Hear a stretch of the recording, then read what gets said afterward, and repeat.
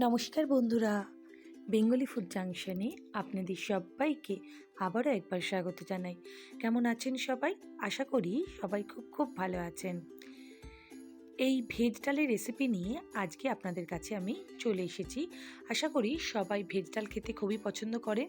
আমি খুব সহজেই কিভাবে খুবই অল্প উপকরণ দিয়ে একদম অনুষ্ঠান বাড়ির মতো ভেজ ডাল আপনারা বাড়িতেই তৈরি করে নিতে পারবেন, তার রেসিপি নিয়েই আজকে হাজির হয়ে গিয়েছি। এই ভেজ ডাল খেতে কিন্তু অসাধারণ হয়। চলুন শুরু করা যাক। দেখুন, এই ভেজ ডালের জন্য আমি এখানে মোটামুটি 150 গ্রাম মতো মুগ ডাল নিয়েছি ফুলকপি ছোট ছোট টুকরো করে রাখা। এর সাথে নিয়েছি আমি দারচিনি, এলাচ, জিরে ও শুকনো লঙ্কা।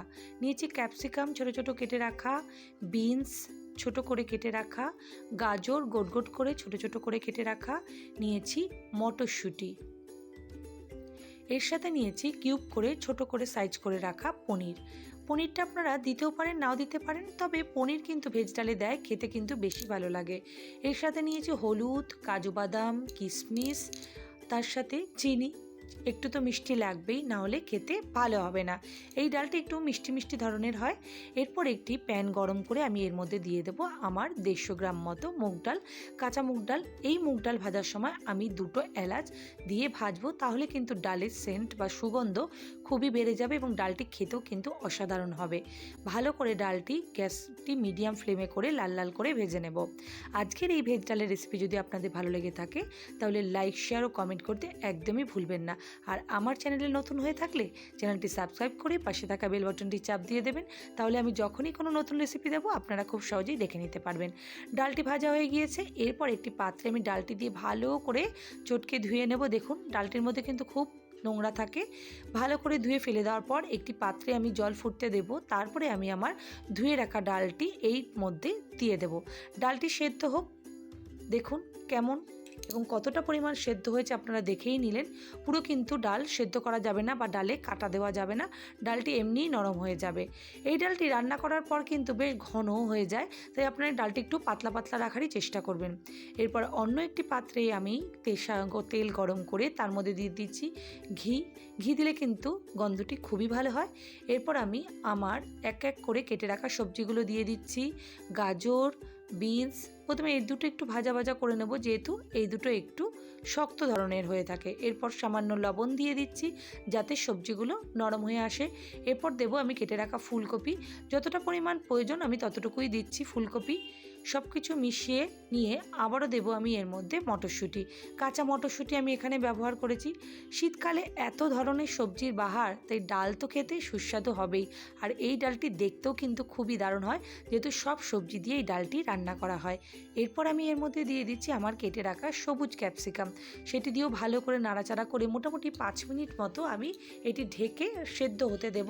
যেহেতু ডালের মধ্যেও এটি একটু সেদ্ধ হবে, তাই পুরোপুরি সেদ্ধ না করলেও হবে। এরপর আমি একটি ছাঁকনির সাহায্যে আমার ভেজে রাখা সবজিগুলো সব তুলে একটি পাত্রে তুলে রাখবো। দেখুন, আমি কিন্তু খুব কড়া করে ভাজিনি, আর ভাজার সময় কিন্তু আমি কোনো হলুদ ব্যবহার করিনি।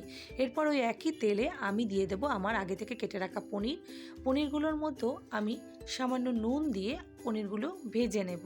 খুব হালকা করে ভেজে নিতে হবে, পনির কিন্তু সাবধানে নাড়াচাড়া করতে হবে, নাহলে ভেঙে যাওয়ার ভয় থাকে। পনিরটি ভাজা হয়ে গেলেও আমি পনিরটি কিন্তু সেই একই পাত্রে তুলে রেখে দেব। সবজিও ভাজা কমপ্লিট, পনিরও ভাজা কমপ্লিট হয়ে গিয়েছে।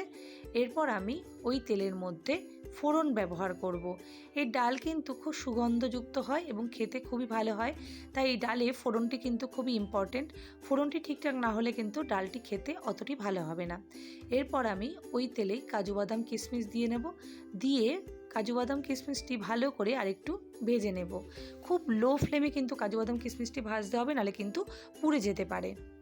সব কিছু আমার রেডি ডালের। এরপর আমি ফোড়নের জন্য তেজপাতা, শুকনো লঙ্কা ও গোটা জিরে দিয়ে দেব। দিয়ে ভালো করে একটু নাড়াচাড়া করে নেব। এরপর আমি দিয়ে দেব এর মধ্যে আমার আগে থেকে সেদ্ধ করে রাখা মুগ ডালটা কিন্তু আমি শুধুমাত্র লবণ দিয়ে সেদ্ধ করেছি, হলুদ ব্যবহার করিনি। হলুদটি আমি পরে অ্যাড করে দেব। এরপর আমি অ্যাড করে দিচ্ছি আমার হাফ চামচ মতো হলুদ গুঁড়ো।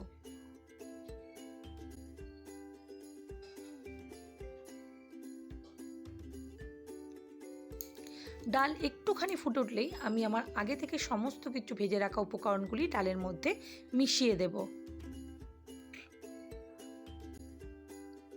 এরপর আরও একবার ভালো করে নেড়েচেড়ে নেব। দিয়ে দেব সামান্য স্বাদ অনুযায়ী লবণ ও চিনি। এই ডালটি কিন্তু খেতে একটু মিষ্টি মিষ্টি হয়, যেহেতু ভেজ, তাই একটু মিষ্টি না দিলে ডালটি খেতে ভালো লাগে না। এরপর আমি যেটি ব্যবহার করছি সেটি হলো একটি ভাজা মশলা। এই ভাজা মশলাটা আমি জিরে, ধনে, শুকনো লঙ্কা আর একটু এলাচ গুঁড়ো করে ভেজে নিয়েছি। এই মশলাটি না দিলে ডালের কিন্তু সেন্টটি বা গন্ধটি ভালো আসবে না। এটি দিলে ডালটি খেতে কিন্তু আরও বেশি ভালো লাগবে।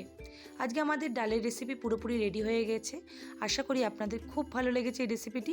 আর যদি ভালো লেগে থাকে তাহলে অবশ্যই লাইক করতে ভুলবেন না, আর অবশ্যই কমেন্ট করে জানাবেন কেমন লাগলো।